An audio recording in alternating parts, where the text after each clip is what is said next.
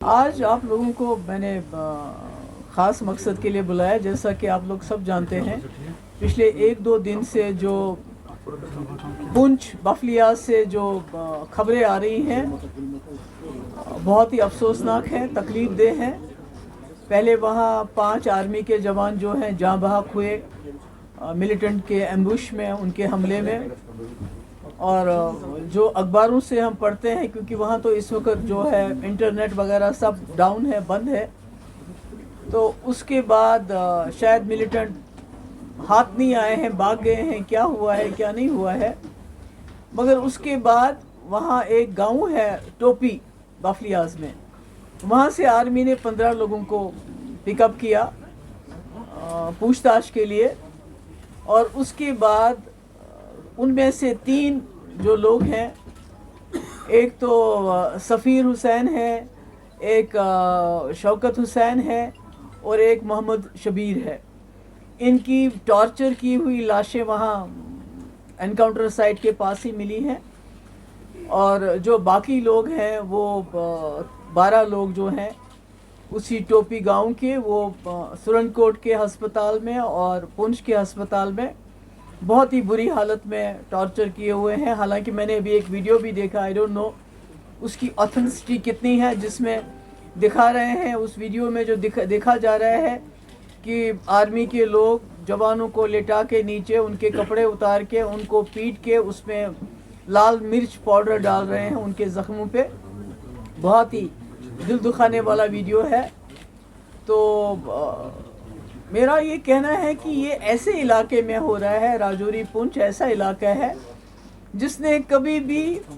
Violence को साथ नहीं दिया, उन्होंने कभी मिलिटेंसी को साथ नहीं दिया। वो बहुत ही ज़्यादा पुरअमन लोग हैं, अमन पसंद लोग हैं। और आज पिछले कई साल से, पिछले 2-3 साल से हम देख रहे हैं कि वहाँ भी जो मिलिटेंसी का वहाँ नामो निशान नहीं था, आज मिलिटेंसी वहाँ भी है। हालांकि लोकल उसमें कोई इन्वॉल्व नहीं है। आज तक जितने भी लोग पकड़े गए या कोई मारा भी गया, ख़ास तो लोग मारे नहीं गए, पर जितने भी मारे गए वो बाहर के लोग थे। तो ऐसे में मेरा ये कहना है कि बीजेपी का ये जो दावा है, ये जो डंडोरा रोज़ रोज़ वो पीटती है कि हमने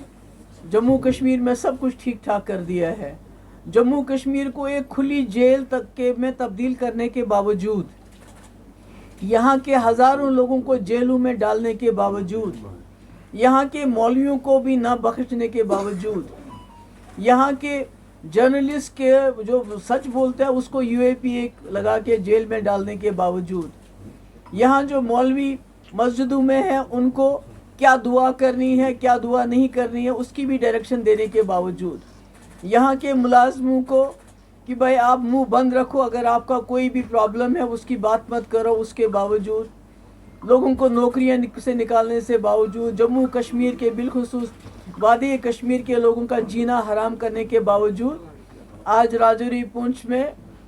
पिछले 3 साल से आपने देखा, जवान से लेके मेजर हो, कैप्टन हो, कर्नल हो या उससे भी ऊंचा कोई अफसर हो, वो जाँ बहक हुए हैं।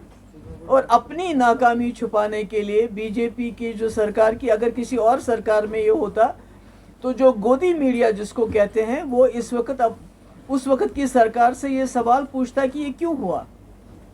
मगर आज बजाय सवाल पूछने के उन्होंने 15 लोगों को घरों से निकाल के टॉर्चर करवा के उनकी जो 3 की लाशें, जहाँ पर जो हम अखबारों में पढ़ते हैं, हमें तो, और जो लोकली एक आध से बात भी हुई हमारी, वो कहते हैं हम घर में बैठे थे, आए और हमको लेके गए और लाशें वहाँ भी और अस्पतालों में भी हैं। तो मेरे कहने का मकसद है कि ये कैसा खुशहाल कश्मीर है, ये कैसा नया कश्मीर है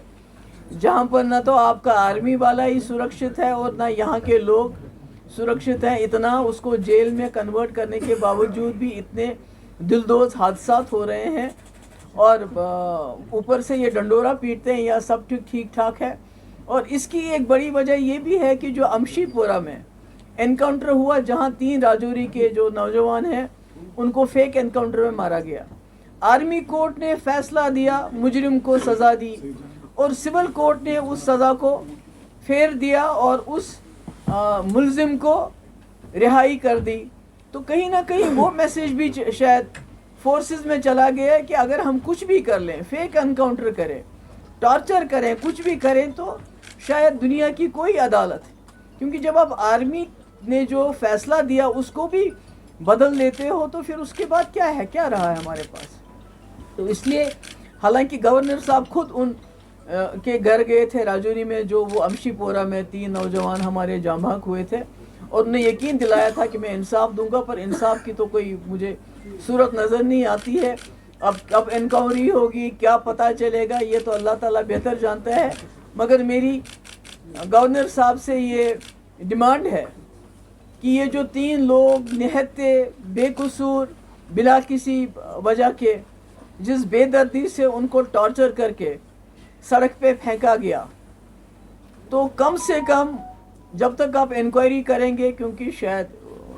یہ عادت سی پڑ گئی ہے ہماری کہ ہم ڈیمانڈ کرتے ہیں یہ انکوائری وہ انکوائری، بعد میں اس کا کوئی خاص نتیجہ تو ہوتا نہیں۔